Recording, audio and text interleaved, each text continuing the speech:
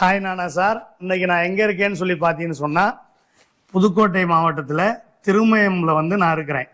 இப்போ இந்த இடத்துல ராமதாஸ் அப்படிங்கிறவங்க ஒரு 1000 சதுர அடியில் வீடு கட்டியிருக்காங்க. இப்போ நான் ஒரு 4 மாதத்துக்கு முன்னாடி நம்ம மலப்புரத்துலேருந்து போட்ட வீடியோவில், கம்பெனிலேருந்து போட்ட வீடியோவில் சொல்லியிருப்பேன். இந்த மாதிரி புதுக்கோட்டை ராமதாஸ் ஒரு தியாகி. என்ன காரணம்னு கேட்டிங்கன்னா, மழைக்காலத்துக்கு முன்னையே ஆர்டர் பண்ணிட்டு கிட்டத்தட்ட பார்த்தீங்கன்னா ஒரு 4 மாதம் 5 மாதத்துக்கு அப்புறம் கல் கொடுத்தோம். ஆனால் அது வரைக்கும் பொறுமையாக இருந்து அந்த கல்லை வாங்கி வீடு கட்டினாங்க. அப்போ எங்களோட பார்வையில் ஒரு தியாகி தான். அப்போ அப்படிப்பட்ட ஒரு இடத்துக்கு தான் வந்திருக்கோம். நாங்கள் கிட்டத்தட்ட பார்த்தீங்கன்னு சொன்னால் இந்த வீடு கட்டுறதுலேயே ஒரு 7-8 மாதமாகவே நாங்கள் ஃபோன்லேயே பேசி பேசி பேசி பழக்கமாயிட்டோம். என்னதான் இருந்தாலும் இப்படி ஒரு நபரை நம்ம மிஸ் பண்ணக்கூடாது அப்படிங்கிற ஒரே காரணத்துக்காக நம்ம திருச்சியிலேருந்து புதுக்கோட்டை அந்த ராமதாஸ் அவங்கள சந்திக்க வந்திருக்கிறோம். அவங்க இந்த வீடியோவில் அவங்க வீடு கட்டுனதில் உள்ள எல்லா அனுபவத்தையும் உங்களோட பகிர்ந்துக்குவாங்க. வாங்க நம்ம வீடியோக்குள்ளே போகலாம். யாராவது நம்ம சேனலுக்கு புதுசாக வந்துருந்தீங்கன்னு சொன்னால் நம்ம சேனலை சப்ஸ்கிரைப் பண்ணிக்கோங்க, லைக் பண்ணுங்கள், ஷேர் பண்ணுங்கள், கமெண்ட் பண்ணுங்கள். வாங்க வீடியோக்குள்ளே போகலாம்.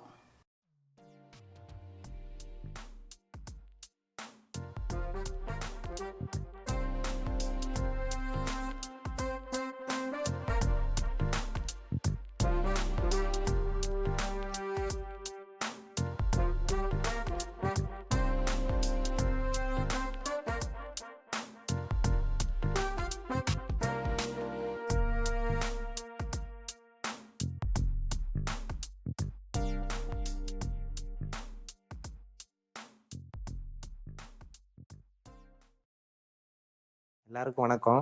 என்னோட பேர் ராமதாஸ். நான் புதுக்கோட்டை மாவட்டம் திருமயம் தாலுக்கால சீமானூர்ன்ற ஊரில் வீடு கட்டிட்டு இருக்கோம். கடந்த ஏப்ரல் மாதம் சார்கிட்ட கல்லுக்காண்டி முதல்ல பேசணும். ஆமாங்க சார். அதுக்கப்புறம் பார்த்தீங்கன்னா நான் ஃபஸ்ட்டு சாரோட வீடியோ பார்த்துட்டு இதுக்கு முன்னாடி கல் எப்படி செலக்ட் பண்ணேன் அப்படின்னா, நம்ம நண்பர்கள் ஒரு இடத்துல வீடு கட்டியிருக்கிறாங்க. அவங்க வீட்டை போய் பார்த்தோம். அது நமக்கு பிடிச்சி போயிருந்துச்சு. இந்த கல் குளிர்ச்சியாக இருக்குது, நமக்கும் கொஞ்சம் நேச்சுரலாக என்ன மெட்டீரியல் கிடைக்குன்னு தேடும் பொழுது நமக்கு இந்த கல்லை சூஸ் பண்ணோம்.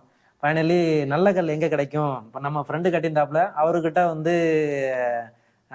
கல் ரேட்டு என்னன்னு கேட்டோம். அவங்க 70 ருபீஸ் கிட்ட சொல்லியிருந்தாங்க. நம்ம தேடுவோம் அப்படின்றதுக்காக யூடியூப்ல இன்டர்லாக்னு அடிக்கும்போது சாரோட வீடியோ நமக்கு கிடைச்சிது. வீடியோவில் மேக்கிங் வீடியோ எல்லாம் ஃபுல்லா போட்டிருந்தாங்க. இருந்தாலும் எனக்கு சந்தேகம்.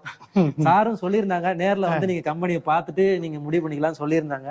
பார்த்து பேசி கல்லை வாங்கலாம்னு சொல்லிட்டு நம்ம நண்பர்கள் 3 பேர் 4 பேர் சேர்ந்து நம்ம கேரளா டைரக்டா அங்க கம்பெனி இருக்கிற இடத்துக்கே போய் பார்த்தோம். அது இல்லாம நம்ம நண்பர் முன்னாடி வீடு கட்டினான்னு சொன்னோம் இல்லையா, அவரு வாங்கின இடத்தையும் அந்த கல்ல போய் பார்த்து பண்றாங்க அப்படின்றத பார்த்தோம். ரெண்டுக்கும் நிறைய டிஃபரன்ஸ் இருந்துச்சு.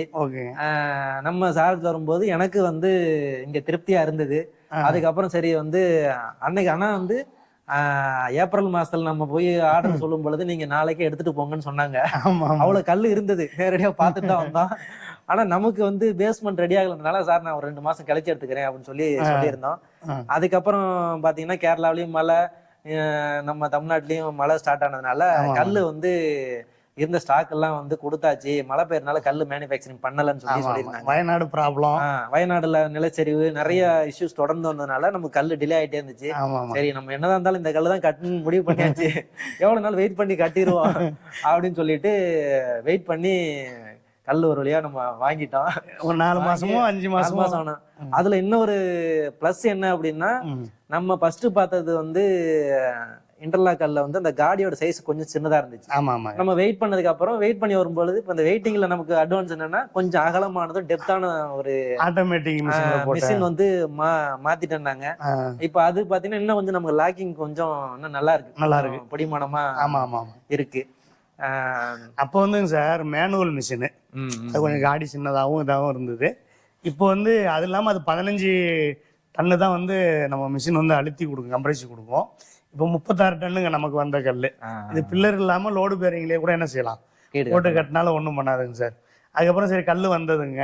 வந்ததுக்கப்புறம் நீங்கள் எப்படியெல்லாம் வீடு கட்டினீங்கல்ல, அதுல உள்ள சிரமம் அந்த மாதிரி யாரும் சிரமப்படாம இருக்கிறதுக்கு எதுவும் ஒரு ஆலோசனை அந்த மாதிரிலாம் கொஞ்சம் கண்டிப்பா சொல்லுங்க. கண்டிப்பா சார். இப்போ வந்து இன்டர்லாக் கல்ல பொறுத்த வரைக்கும் அனுபவம் வாய்ந்த ஆளுங்க வந்து வேலைக்காரங்க வந்து தேவை. ஆ, இருந்தாங்கன்னா நமக்கு வந்து ஒர்க்கை வந்து ஸ்மூத்தா போய் நம்ம நினைச்ச நேரத்துக்கு அந்த வேலை முடியும். கண்டிப்பா. இப்போ நான் என்ன பண்ணேன் அப்படின்னா, நண்பர் இன்ஜினியர் அப்படின்றதுனால நம்மளே வந்து பிளான் பண்ணிக்கலாம் ஓகே ஓகே. அப்படின்றதுக்காக ஐடியா பண்ணியிருந்தோம். ம்.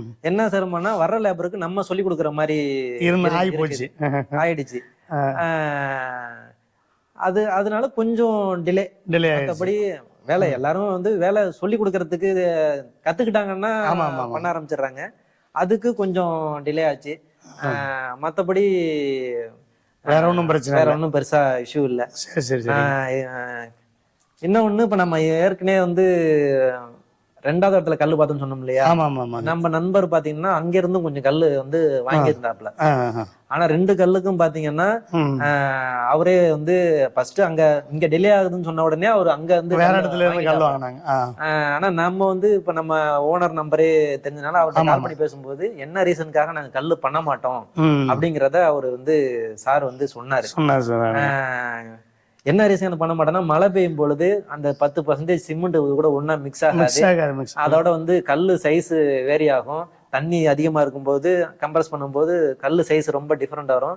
அப்ப சிமெண்ட் பாண்டிங் ஒழுங்கா இல்லைன்னா கல்லு வந்து சீக்கிரம் கரைஞ்சு இருக்காது. அதனால அவரு வந்து எனக்கு சஜெக்ஷன் பண்ணது என்ன சொன்னாருன்னா, நீங்க வந்து கேரளால எங்கேயுமே இந்த மழை சீசன்ல கல்லு வாங்காதீங்க.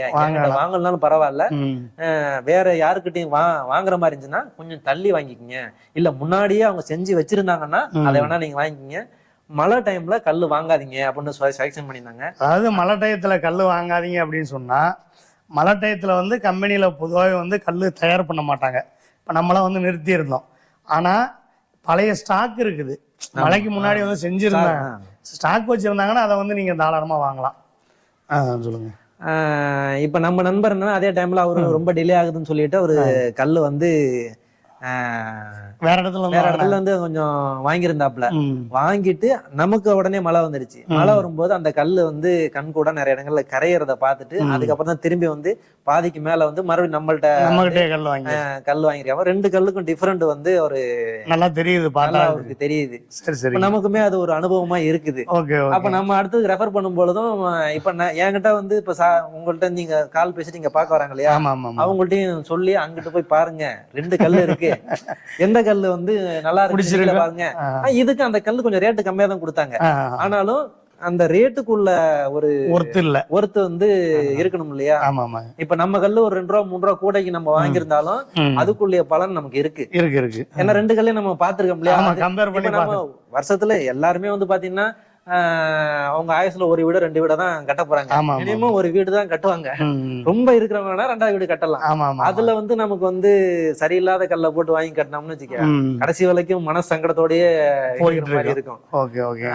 இப்ப வந்து நீங்க 3 பேர் வந்து கல் வாங்குனீங்க, ஒன்னா வாங்குனீங்க. ஆமா, 3 பேரும் ஒன்னா ஒர்க் பண்றீங்க. ஆமா, பெல் கம்பெனில வந்து ஒர்க் பண்றீங்க. ஆமா, திரும்பியும் பெல்ல ஒர்க் பண்றாங்க. திரும்பியும் பெல்ல வந்து ஒர்க் பண்றாங்க. ஒன்னு வந்துட்டு உங்க பேரு ராமதாஸ், இன்னொருத்தர் பேரு அருள் ஜோதி, இன்னொருத்தர் பேரு வந்து ராமச்சந்திரன். 3 பேர் வந்து ஒர்க் பண்றாங்க. இப்போ வந்து இந்த 1000 ஸ்கொயர் ஃபீட் வந்து நீங்க பில்லர் போட்டு தான் கட்டிருக்கீங்க. ஆமா, நம்ம வந்து பில்லர் போட்டு தான் G+1 2 வேணுமாலும் எடுத்துக்கலாம், அப்படிதானே? ஆமா, ரைட்டுங்க. இப்போ இதுல வந்து இன்னும் பாயிண்டிங் ஒர்க் வந்து பாக்கி இருக்குது. பாயிண்டிங் ஒர்க் நம்ம வீடு வந்து ஃபுல் ஒர்க் முடிஞ்சதுக்கு அப்புறம் நம்ம மறுபடியும் ஒரு வீடியோ போடலாம். ஓகே, நன்றிங்க. யாராவது நம்ம சேனலுக்கு புதுசா வந்துருன்னு சொன்னா சேனலை வந்து சப்ஸ்கிரைப் பண்ணிக்கோங்க, லைக் பண்ணுங்க, ஷேர் பண்ணுங்க, கமெண்ட் பண்ணுங்க. இந்த வீடியோ இதோட முடிச்சுக்கிறோம். மீண்டும் அடுத்த ஒரு வீடியோவில் சந்திப்போம். நன்றி.